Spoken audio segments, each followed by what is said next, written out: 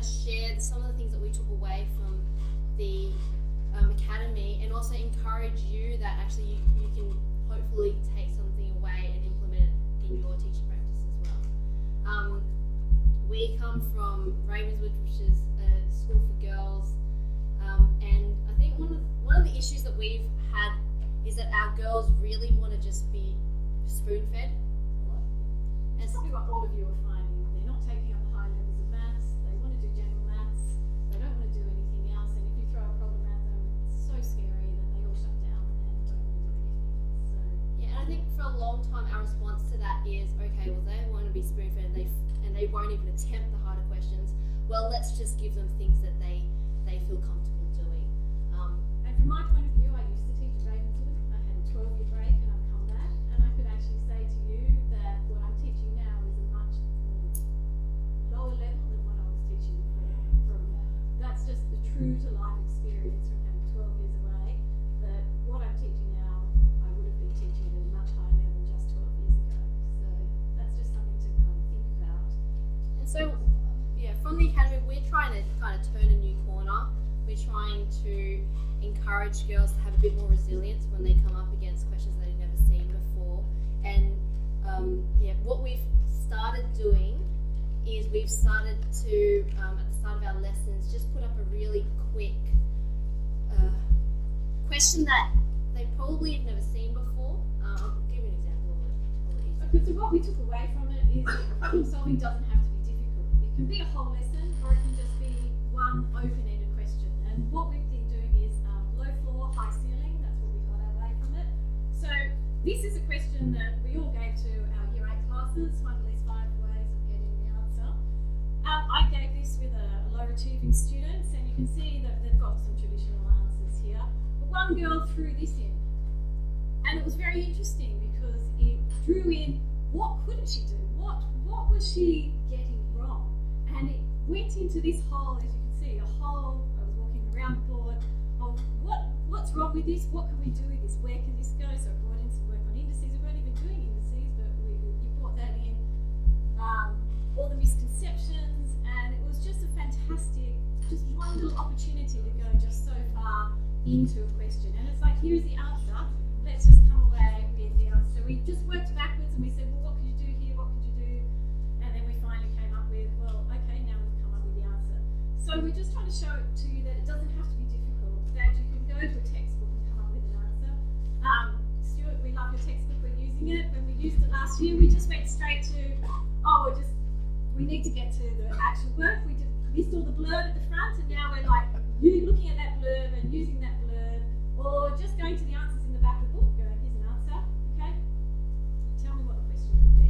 So everyone can get it. Yeah, so one thing that we've learned at the STEM Academy is that a really simple problem-solving type question is just open up your answer section, pick an answer from that, write up an expression like 8ab squared, and ask the girls to come up, or ask you students to come up with a question that would arrive at that answer. And that's been just a really quick way of starting a lesson.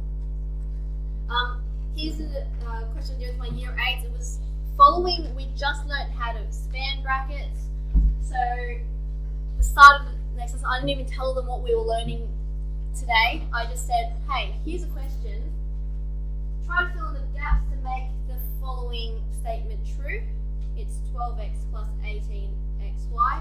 What could I have put inside my brackets and outside my brackets to get that answer?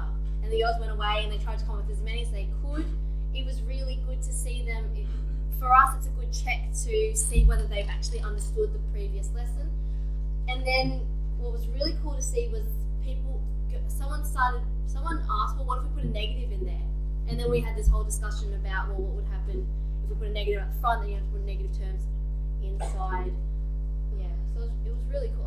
I think we've both been really surprised at what our girls have been able to come up with. So we went straight and we did the force puzzle, which a lot of you have seen. They just got so into it, got introduced factorial. And yeah, this is just the girls coming up as they came up with different solutions, finding different things. And this was, a mixed ability Year 7 class, order of operations, all that sort of stuff. And it was just a fantastic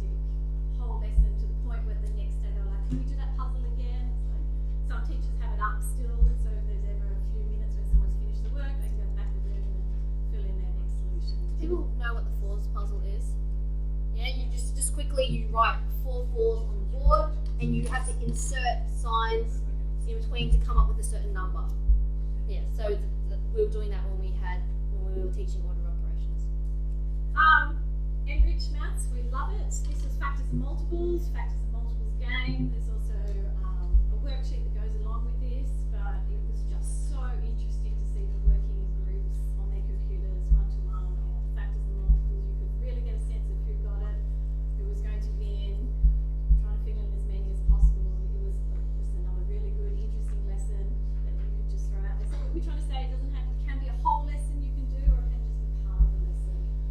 I think when I started teaching, I kind of thought that if I want to make interesting, engaging lessons, everything has to be out of the textbook. I have to come up with every single lesson, and obviously once you kind of present with the reality of what teaching is and all the stuff you need to get through, it's not practical to come up with your own resources. But I think what we're trying to say is it can actually just be really quick and really short, and you don't have to massively change what you're doing. This is an example of a question that, as Teddy said, we were ignoring all the stuff at the blurb at the start of each exercise in the textbook because we're like, let's just teach them the example. And now we're not. So can I encourage you, yes, the internet's a great resource, but even in your own textbooks, there are actually some really good questions that you can draw out as a class discussion.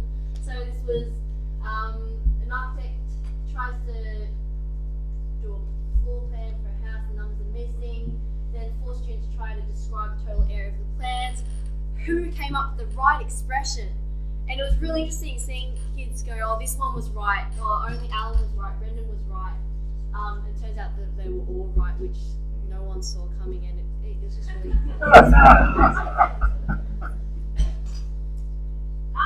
This is a Mr. Barton Maths card matching, and we did this in our STEM Academy, and it's to do with probability and Venn diagrams and two-way tables.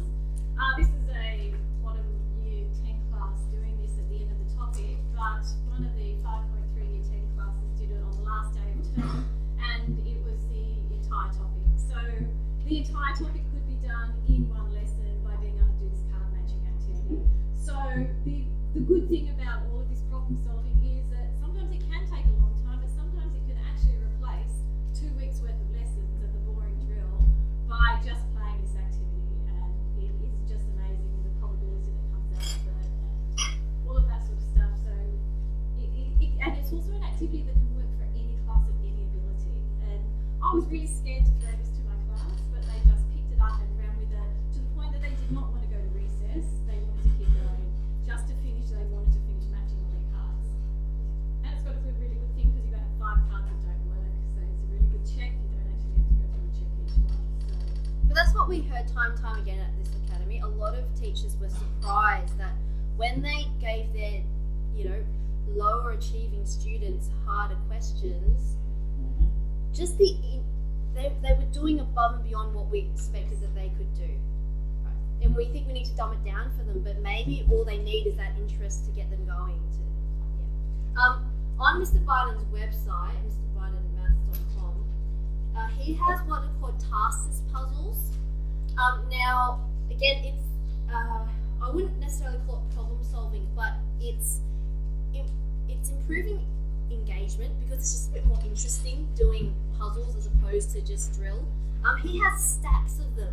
So if you go on Mr. Barton Maths and look up tasks, you have to download a program. It's a bit annoying, but here's an example of it. You cut out the triangles and then you go to match it up, and it's a lot of fun, and the kids really enjoy it. Yeah, it has algebra and laws and functions and all that stuff. Yeah. One thing, I've got a high achieving year 8 class, and we were finishing up our revision of fractions, decimals, percentages. So I gave them a problem solving activity. You can't really see it, but in the picture you've got a square. Is it on the next slide? Oh yeah, that one? Okay. This was also on Enrich, so there's 2 websites we think are really cool, Enrich image or portion of the image is coloured blue. I just got a quick video. I just wanted to show you just how great it is to encourage your students to reason, and it's nice to hear them communicate it to each other and try and explain things. Okay, so what we figured out is that for each purple space around the corner is equivalent to 2 of this, okay, 2 blue ones. And so we've sort of split it up into 16 sections. So 1, 2, 3, 4, 5, 6, 7, 8, 9, 10, 11, 12, and then 13, 14, 15, 16 to sort of create. Yeah, so we create this by putting smaller triangles together to make that. And so we know that the Out of denominator would be 16. Okay? And so to get the numerator, we know that it definitely has to be equal to 4 or more. And then we're now trying to figure out How many of these get into the blue? I needed to make up another blue triangle.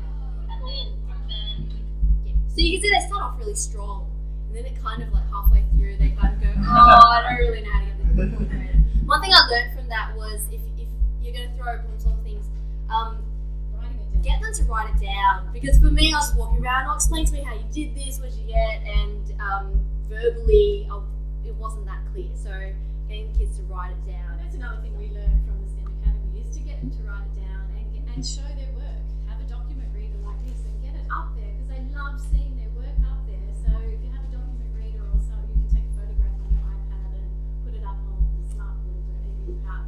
It's just such an important thing for them to see their work and for them to know that there is another way of solving maths, because I think we all tend to teach and this is the way you do it, but by doing this problem solving and opening it up, that there are different ways of doing it. So, yeah. Thank you.